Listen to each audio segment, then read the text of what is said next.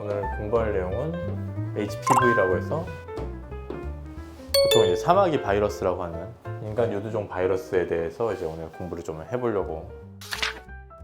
HPV가 일으키는 질환들이 여러 가지가 있죠. 그래서 이제 우리가 흔히 말하는 사마귀, 손, 발, 얼굴, 몸 전체로 이제 사마귀가 생길 수 있고 편평 사마귀가 있죠.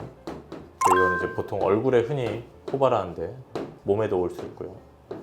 콘딜로마라고 하는 성기 사마귀, 성기 사마귀.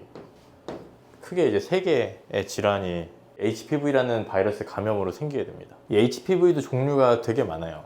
200가지 이상이 지금까지 이제 분류가 됐는데 흔하게 유발하는 종류가 이제 1번, 2번, 4번, 3번, 10번, 그리고 28번, 41번인데 이제 보통 3번, 10번이 제일 흔하고 성기 사마귀 쪽은 이제 6번, 11번이 흔하고 고위험군이라고 하는 자궁 경부암을 유발할 수 있는 16번, 18번 등이 있습니다. 이 6, 11, 16, 18번을 묶어서 백신으로 만든 게 이제 가다실. 이 네 가지만 묶은 게 이제 사가 백신이었고 5개를 더해서 국가 백신을 만들어서 요즘 국가를 많이 만들죠. 오늘은 이제 편평사마귀에 대한 걸 조금 공통적인 특징이 있거든요. 외피 안에 이제 유전 정보가 이렇게 들어있는데 겉껍질이 이제 단백질 구조예요. 다른 바이러스들은 이중 지질막 구조를 가지고 있는 단백질 같은 경우에는 뭐 알코올이나 이런 걸로 이제 쉽게 파괴시킬 수가 있는데 얘는 강한 단백질 구조이기 때문에 이런 알코올로 닦는다고 죽질 않습니다. 알코올로 못 죽여요. 사마귀나 이런 종류들이 이제 표면에 이제 묻으면 잘 안 죽습니다. 사마귀에 걸린 사람이 이제 방 바닥이나 이런 데 디디고 다니면 바닥에 이제 사마귀 바이러스가 묻는데 사실 표면에 부착력은 강하진 않기 때문에 닦여 나가긴 하는데 사실 거기 걸레에 바이러스가 묻었는지 아닌지 모르니까 계속 닦다 보면은 바이러스 계속 퍼뜨리는 역할만 하는 거죠. 그래서 얘를 죽이려면은 락스 아니면 80도 이상의 고온이 필요합니다. 그냥 바닥에 안 묻게 하는 게 제일 좋죠. 애들이 어디서 걸리냐면 이제 태권도장, 줄넘기, 수영장. 사마귀에 걸린 애가 매트를 이렇게 밟고 가면은 그 매트에 사마귀 바이러스들이 이렇게 막 묻죠. 피부 표피가 이렇게 있고 각질층이 이렇게 있는데 여기 사마귀가 묻었다고 해서 얘가 이 안쪽으로 들어갈 수 있는 게 아닙니다. 그래서 틈이 있어야 돼요. 이 틈으로 들어와서 이 바닥의 기저세포를 감염을 시켜야 사마귀에 걸리는 거예요. 이런 데가 이제 다 맨발 운동을 하는 곳이고 마찰도 많이 하고 땀도 많이 나다 보니까 이런 균열이 생기기가 쉬워서 그래서 이때 이렇게 감염이 일어나는 거죠. 아무튼 오늘은 이제 편평사마귀에 대해서 좀 알아보려고 하는 거고요. 편평사마귀 그거랑 검버섯 구분을 좀 해야 됩니다. 근데 대부분이 검버섯이죠. 편평사마귀 같은 경우에는 아까 말씀드렸듯이 HPV 감염에 생기는 거고 검버섯은 이제 노화 플러스 유전자의 변성 이따만한 검버섯 우리 그런 것들만 검버섯이 생각하는데 아주 작은 검버섯부터 시작을 좀 하게 되거든요. 그래서 10대 후반부터도 생길 수 있어요. 사실 10대 때 생기면 이제 유전자 변성인 경우들이 많고 노화에 의해서는 보통 20에 30대 때부터도 생기죠. 그래서 이제 얼굴에 뭐가 생겼다고 해서 나이가 어리다고 무조건 편평사마귀인 건 아닙니다. 그리고 형태적인 구분이 편평사마귀는 아주 이제 평평하게 위로 이렇게 튀어나오질 않아요. 손발 사마귀는 자기들이 위로 이렇게 막 솟아올라요. 왜냐면 각질층을 뚫고 자기들이 바이러스를 퍼뜨려야 되기 때문에. 근데 편평사마귀는 아주 얕게 평평히 생기다 보니까 이미 많이 번졌을 때 알아채게 됩니다. 검버섯은 편평사마귀와 다르게 약간 좀 돔 형태를 띱니다. 색깔 균일성이 없어요. 얘는 이제 보통 색깔이 좀 균일하죠.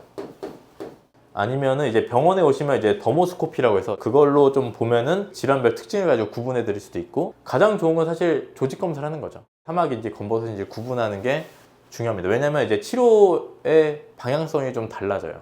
그래서 둘 다 표면을 깎아내는 레이저를 쓰는 게 1차 제거긴 한데 이 조직을 포함해서 다 태워버리는 거죠.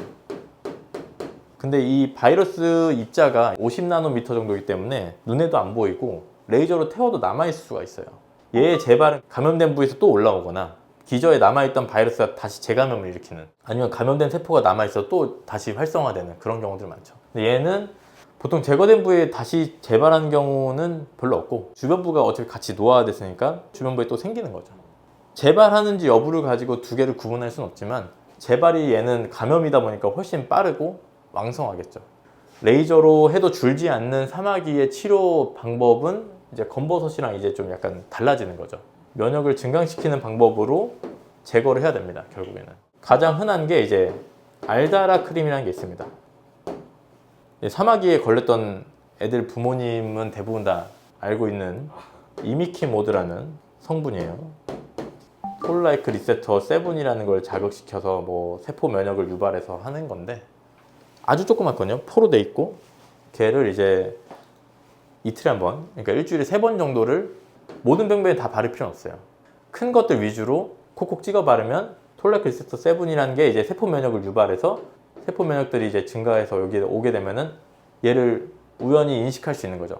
그때부터는 얘랑 같은 구조를 가진 세포들은 다 공격하기 시작하는 겁니다.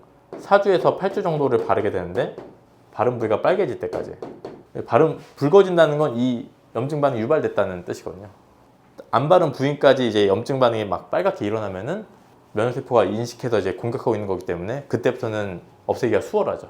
근데 대신에 이걸 너무 많이 바르거나 정상 피부에도 바르면 그쪽에도 염증 반응이 막 유발되기 때문에 색소 침착도 생길 수 있고 염증 반응이 좀 조직을 많이 파괴할 수가 있기 때문에 꼭 그 부위에만 소량씩 발라야 됩니다. 그리고 이제 가다실을 만들 수가 있어요. 아까 말씀드렸던 것처럼 가다실 주사는 6번, 11번, 16번, 18번이잖아요. 평평사마귀는 보통 3번, 10번, 28번, 41번이고 두 개의 번호가 매칭이 안 되니까 효과가 없을 것 같지만 이걸 맞음으로써 면역이 증강돼서 이 바이러스 구조랑 비슷한 걸 인식하는 게 되게 큽니다. 사실 확률적인 거긴 한데 얘네를 맞는 거는 이 번호에 대한 항체를 형성하기 위한 거예요. 항체. 여기에 대한 항체가 만들어지는 거기 때문에 이 항체가 얘네를 없애주진 않죠. 근데 이런 것들이 노출돼서 세포 면역계도 얘네를 인식하다 보니까 들어온 애들이랑 좀 비슷하게 생긴 애들이 있네? 라고 하면서 얘네를 공격할 수가 있어요. 가다실 맞았는데 빨개지더니 없어졌다 이런 분들이 많죠. 평평 사마귀를 없애기 위해서는 국가까지 맞을 필요 없고 그냥 4가 정도만 0, 2, 6개월에 3번을 맞게 되죠. 이걸로 효과를 봤던 사람이 다시 사마귀가 생겼는데 또 맞아도 되냐? 그러면은 사실 또 맞는 건 별로 큰 의미는 없죠. 이제 MMR이나 TDAP라고 해서 애들이 맞는 백신이 있어요. 이 평평 사마귀 병변 부위에 주입하는 요법이 있습니다. 면역 증강하는 성분이랑 여기에 세포 면역을 증가시켜서 인지하게 하는 거죠. 바이러스 감염된 세포를. 이런 면역 요법은 가다실 주사나 이 MMR, TDAP는 사실 오프라벨, 원래 허용된 용법이랑 다른 방법을 쓰는 거기 때문에 실제 임상에서 쓰기는 어렵습니다.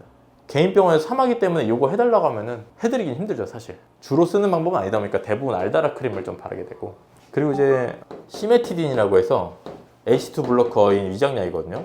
위산 분비 억제제. 근데 얘를 고용량으로 쓰게 되면은 이 위산을 억제하는 것뿐만 아니라 세포 면역을 억제하는 애를 줄여줘요. 그러니까 세포 면역을 줄이는 세포가 줄어드니까 세포 면역이 증가되겠죠. 그래서 세포 면역을 증가시켜서 면역을 좀 증가시킬 수 있게 하는 그런 방법을 쓸 수 있는데 사실 얘네는 소아들한테는 효과가 좀 있지만 성인한테는 효과가 많이 떨어져서 요즘에는 잘 안 하죠.